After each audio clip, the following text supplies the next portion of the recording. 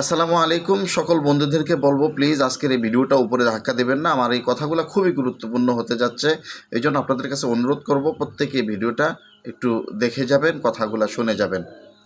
যে কথা বলতেছিলাম, স্বাধীনতা অর্জন করা খুবই সহজ বিষয়, কিন্তু স্বাধীনতা ধরে রাখা অনেক কঠিন। কারণ হলো, আমরা সেটার বাস্তব প্রমাণ আমরা পেয়েছি, আমরা সেটার ফলও ভোগ করেছি পিছনের 50-55 বছর ধরে। 1971 সালে বাংলাদেশ স্বাধীন হয়েছে।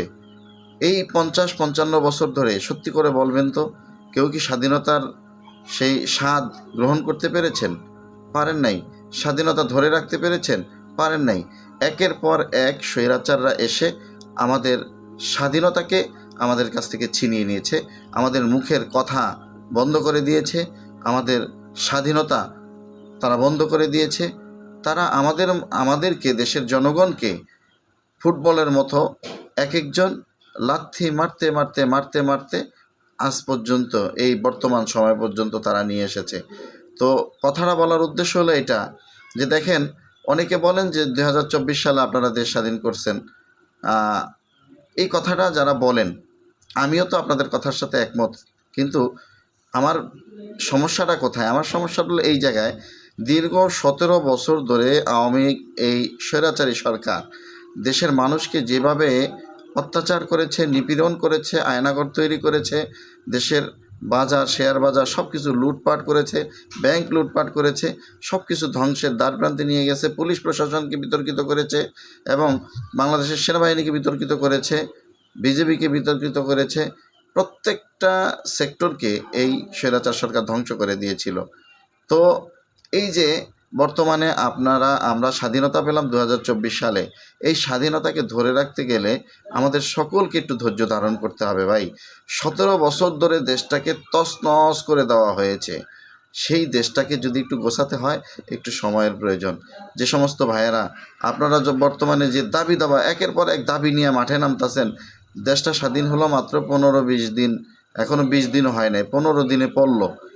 এখনই আপনারা দাবির জন্য পাগল হয়ে গেছেন। আমি বলতেছি ভাই, এগুলা কারা যেন আপনাদেরকে উস্কাইয়া দিচ্ছে। দেখেন, আপনারা এই দাবি করতে আবার না যেন কোনো স্বৈরাচারকে আবার দেশের ভিতরে আবার নিয়ে আসতেছেন, সেই ভুলটা কিন্তু করেন না। তাহলে কিন্তু এই জাতির আর কখনো নিস্তার থাকবে না।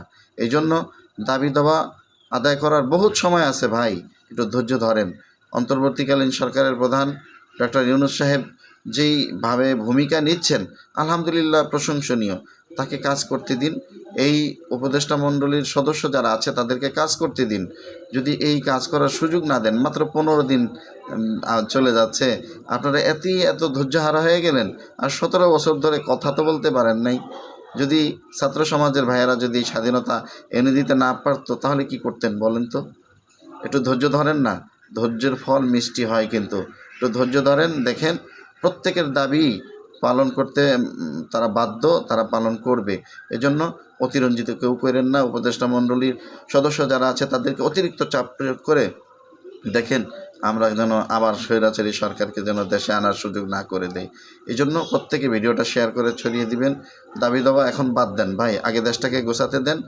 ভেঙে যাওয়া সংসারটাকে আগে জোড়া লাগাতে দেন, তারপরে দেশটার ভিতরে যখন দেশটা সাজাবে, আপনার দাবি, আমার দাবি, যার যা আছে সব কিছু শোনা যাবে, মানা যাবে ইনশাআল্লাহ। কারণ এদেশে সম্পদের অভাব নাই, কোনো কিছুর বাংলাদেশে অভাব নাই, কিন্তু যোগ্য ব্যক্তি নেতৃত্বের অভাব ছিল। আলহামদুলিল্লাহ, আশা করি আমরা পেয়েছি এবং সামনের দিকে আরও যোগ্য ব্যক্তিদেরকে আমরা পাবো। কিন্তু আমাদেরকে ধৈর্য ধরতে হবে। যদি ধৈর্য ধরতে পারি, ইনশাআল্লাহ আমাদের এই স্বাধীনতা কেউ আমাদের কাছ থেকে ছিনিয়ে নিতে পারবে না। সকল বন্ধুদের কাছে অনুরোধ করব, প্লিজ আজকের এই ভিডিওটা আপনারা গুরুত্ব সহকারে একটু শেয়ার করে প্রত্যেকে একটু ছড়িয়ে দিন।